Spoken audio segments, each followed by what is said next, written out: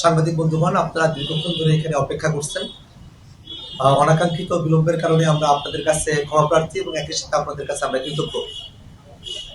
আজ জাতীয় নাগরিক পার্টি এনসিপির সম্মানিত আহ্বায়ক জনাব নাহিদ ইসলামের নেতৃত্বে 6 সদস্যের একটি প্রতিনিধি দল আমরা জুলাই জাতীয় সনদ স্বাক্ষরের জন্য আমরা এখানে উপস্থিত হয়েছিলাম।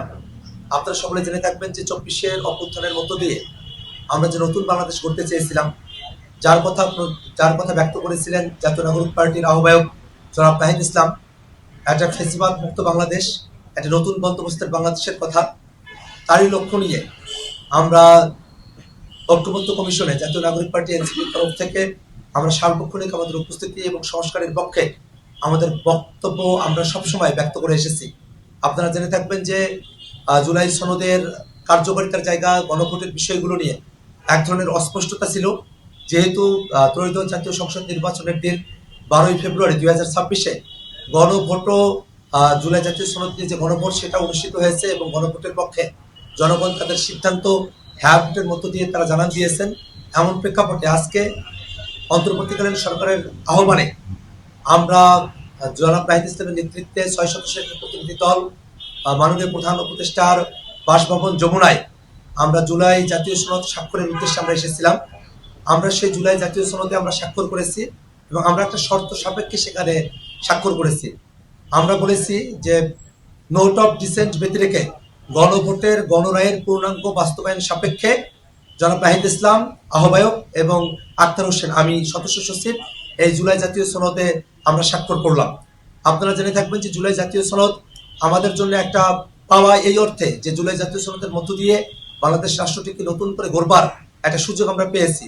বিশেষত আমরা যতদূর পর্যন্ত আমরা আকাঙ্ক্ষা করেছিলাম একটা একেবারেই ফিসবাদ মুক্ত একটা বাংলাদেশ, তার পুরোটা অর্জন করতে না পারলেও জুলাই সনদের মধ্য দিয়ে আমরা যতটুকু অর্জন করতে পেরেছি সে অর্জনকে যেন আমরা পুরো মাত্রায় আমাদের করে পেতে পারি, বাংলাদেশ রাষ্ট্র যেন জুলাই সনদের পূর্ণ সুফলটা ভোগ করতে পারে, তারই নিরিখে আমরা আজকে জুলাই সনদের যে আনুষ্ঠানিকতা, স্বাক্ষরের আনুষ্ঠানিকতা আমরা আজকে সম্পন্ন করেছি।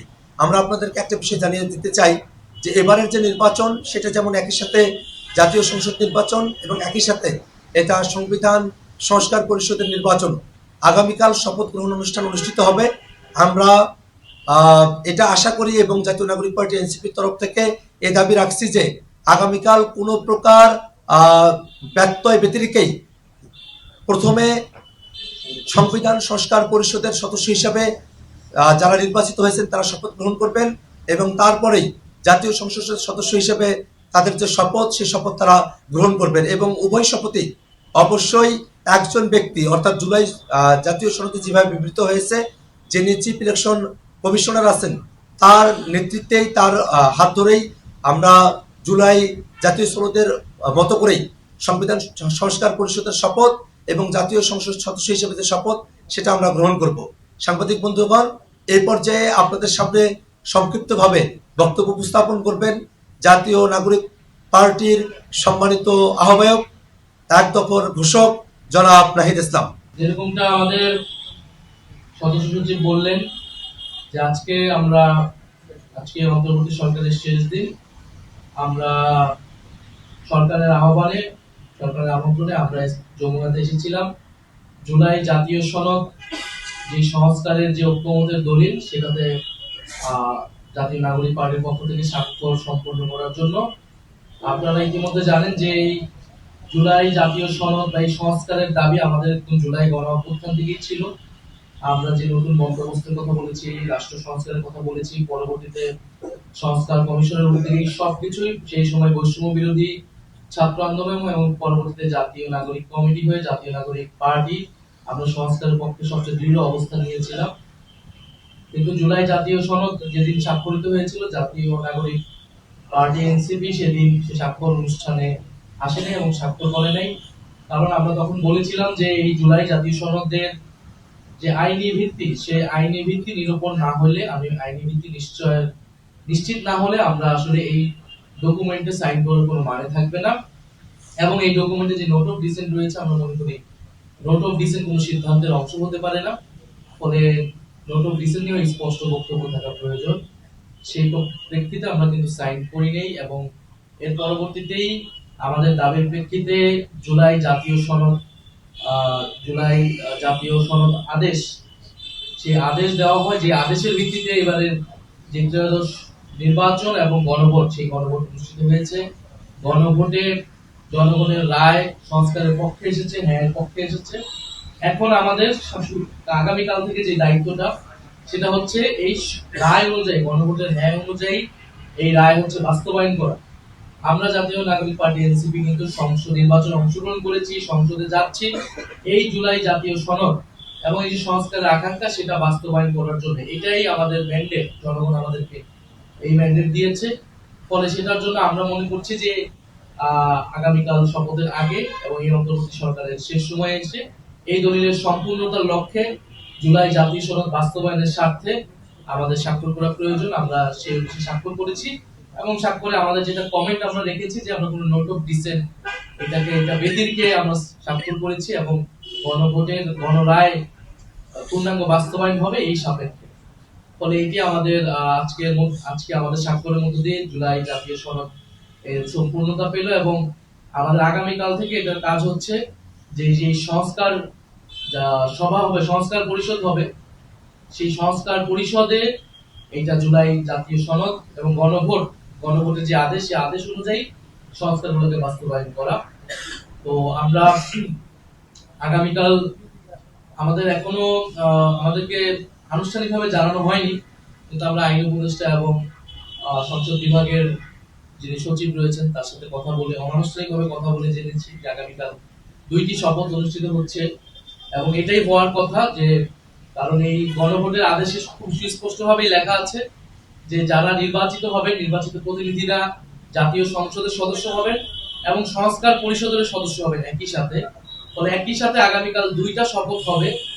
প্রথম শপথ সংসদ সদস্য হিসেবে, সাংসদ হিসেবে সদস্য নেবেন যারা জিতে এসেছেন, এবং সেই একই ব্যক্তিগণ সংস্কার পরিষদের সদস্য হিসেবেও শপথ নেবেন। একই সাথে পরপর 2টি শপথ হবে। এরকমটাই আমরা জানি, গণভোটের আমাদের আদেশেও সেটাই লেখা আছে। এবং এই শপথ কে পড়াবেন এটা নিয়েও আসলে কোনো সন্দেহের অবকাশ নেই, কারণ গণভোটের যে আদেশ আছে সেটা 8 নং ধারাতে খুবই সুস্পষ্টভাবে বলা আছে, যিনি সংসদ সদস্যদের শপথ পড়াবেন সেই একই ব্যক্তি সংস্কার পরিষদের সদস্য হিসেবে তাদেরকে শপথ পড়াবেন। ফলে নির্বাচন কমিশনার, প্রধান নির্বাচন কমিশনার যদি আমরা যতটুকু শুনেছি শপথ পড়াবেন এমপিদেরকে, তিনি সংস্কার পরিষদের সদস্য হিসেবে সকলকে শপথ পড়াবেন। এই শপথের মধ্য দিয়ে আগামীকাল শুধু জাতীয় সংসদ নয়, বরং সংস্কার পরিষদ গঠিত হবে। যে সংস্কার পরিষদ নির্ধারিত সময়ের মধ্যে আমাদের যে গণভোট, যেহেতু হ্যাঁ পক্ষে রায় এসেছে, সেই হ্যাঁ পক্ষে গণভোটের যে আদেশের যে গণভোটের যে প্রশ্নগুলো ছিল, সেই সংস্কারগুলা আমরা দ্রুত সময়ের মধ্যে বাস্তবায়ন করতে পারবো বলে আশা রাখছি। আমরা অন্তর্বর্তী সরকারকেও ধন্যবাদ জানাই। আমরা এই পুরো সময়টাতে অন্তর্বর্তী সরকার গণ অভ্যুত্থান পরবর্তী দায়িত্ব নেওয়া এবং নানান সমালোচনা, সীমাবদ্ধতা সত্ত্বেও সংস্কার, বিচার এবং একটা নির্বাচনের মাধ্যমে একটা শান্তিপূর্ণ ক্ষমতা হস্তান্তর আমরা হয়তো আগামীকাল দেখতে পারবো। সেটার জন্য ডক্টর মোহাম্মদ ইউনূস এবং এই অন্তর্বর্তী সরকারকে আমরা ধন্যবাদ জানাই। বাত ব্যথা, প্যারালাইসিস কিংবা আর্থ্রাইটিস, আধুনিক ফিজিওথেরাপি ও পুনর্বাসন চিকিৎসায় নির্ভরযোগ্য নাম ডিপিআরসি। নোট অফ ডিসেন্টের মীমাংসা গণভোটের মাধ্যমে হয়ে গিয়েছে। গণভোটের আদেশ এবং গণভোটের যে প্রশ্নগুলা, সেখানে কিন্তু পরিষ্কারভাবে আছে কোন সংস্কারগুলা দলগুলা তার ইস্তেহার অনুযায়ী করবে, কোন সংস্কারগুলো সবাই ঐক্যমত হয়েছে সেটা অটোমেটিক হয়ে যাবে। আবার কিছু সংস্কার বাধ্যতামূলক, জনগণের রায়ের উপর এটা নির্ধারণ করছে, যেমন উচ্চকক্ষ ভোটের অনুপাতে হবে, নির্বাচন কমিশনার সবাই মিলে যে নিয়োগ করবে, এই বিষয়গুলো। ফলে গণভোটের যে প্রশ্ন, এর মধ্যে দিয়ে আসলে নোট অফ ডিসেন্টের পুরো বিষয়টাই মীমাংসিত হয়ে গেছে।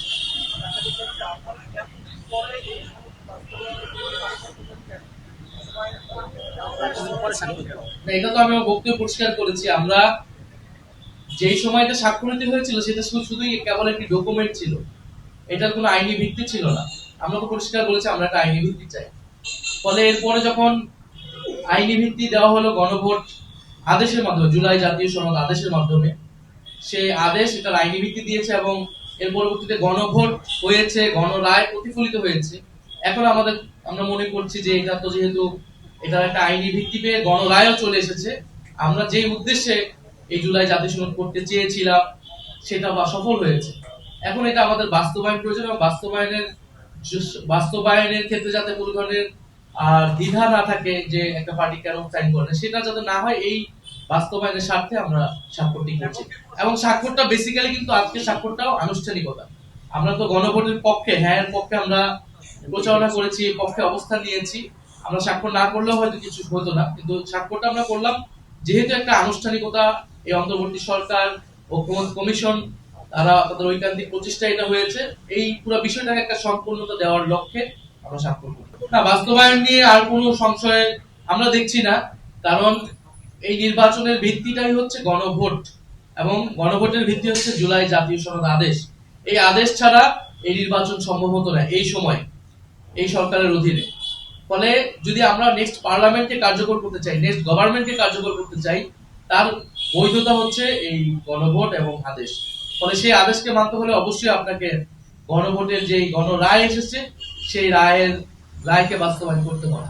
আমরা তো নতুন সংবিধানের জন্য গণপরিষদ হওয়ার প্রয়োজন ছিল, ফলে গণপরিষদ নির্বাচন তো হয়নি, এটা সংস্কার পরিষদ হচ্ছে।